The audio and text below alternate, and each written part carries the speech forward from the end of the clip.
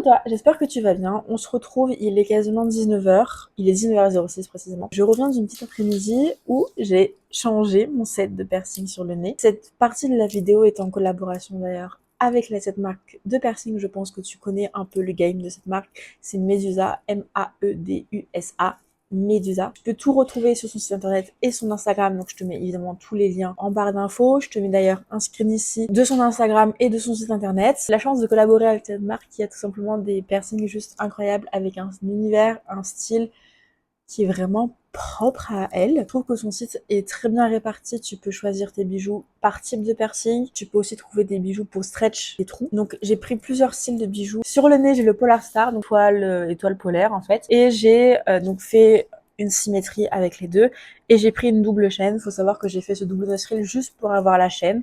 Et quand j'ai vu qu'elle faisait une double chaîne, j'ai fait ok, je prends de suite. Et sur le Medusa, c'est le Queen Heart, un peu gothique, on va pas, un joli petit diams au centre. Et le combo est personnellement trop chou. Faut encore que je m'habitue à avoir une petite chaîne sur le bout du nez.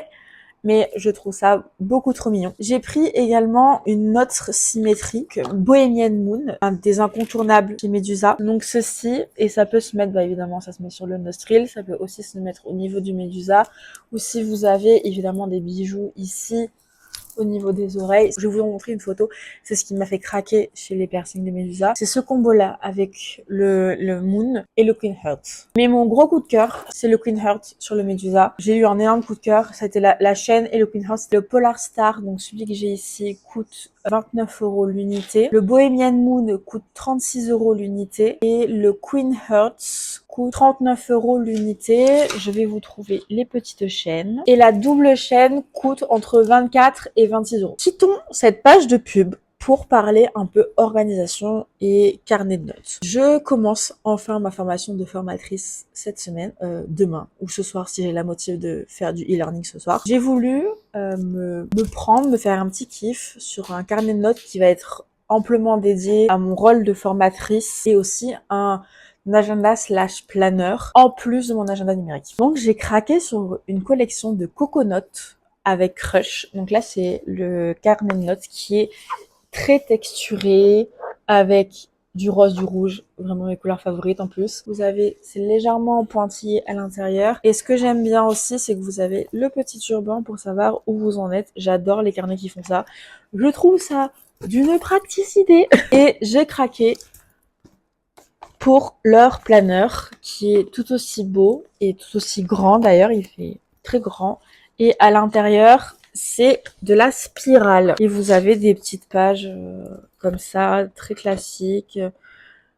Un mix de bullet journal, mais vraiment très léger, avec vraiment un agenda pur et dur, mais dans les couleurs toute fanciness. Vous avez aussi à faire des deadlines, votre emploi du temps, écrire aussi vos budgets et tout ce qui sort et qui rentre. Donc moi c'est bien parce que sachant que mon freelance, même si j'ai Notion pour baser un peu mes finances, j'ai aussi une partie écrite. D'ailleurs je fais une parenthèse, si jamais vous voulez voir comment moi je m'organise en tant que freelance, dites-le moi.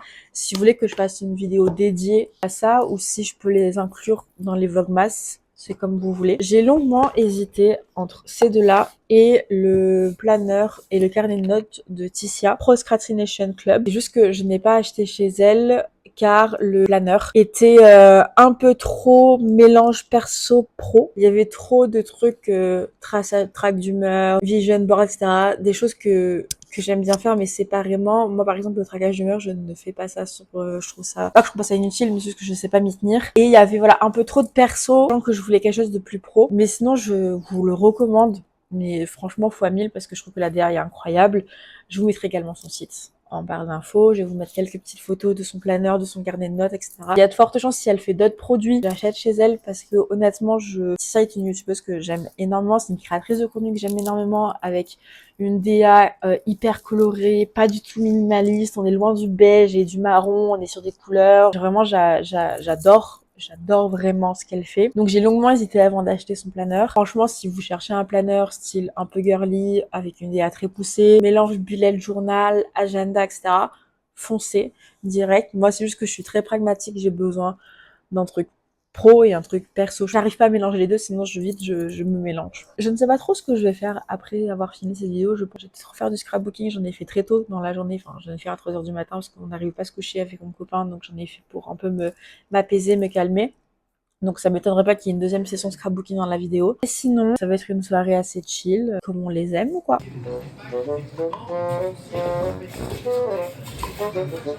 Il y a un petit léprochaun trop mignon. Il y a des petits lutins trop choux.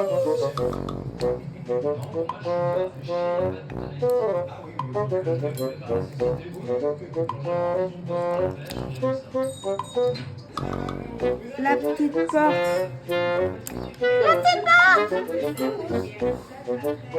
Mais la porte, elle est plus grande que la maison. C'est pas logique.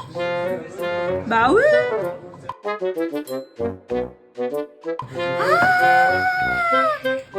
putain, je viens de comprendre. Le truc, il est là.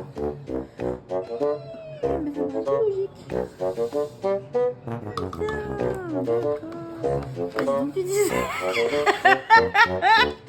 Vraiment, heureusement que ma mère, elle est pas à côté, hein. Parce que sinon, elle se foutrait de ma gueule. Mais je filme de toute manière, donc tout le monde va se foutre de ma gueule parce que je pense que je vais laisser le son parce que c'est très drôle. Je trouve pas. Merde. Ça, elle devait ressembler. Ça, c'est à quoi elle ressemble maintenant et ça bougera pas. Instagram versus réalité. Instagram, réalité. J'ai pas réussi à faire le haut du chapiteau. J'arrive pas.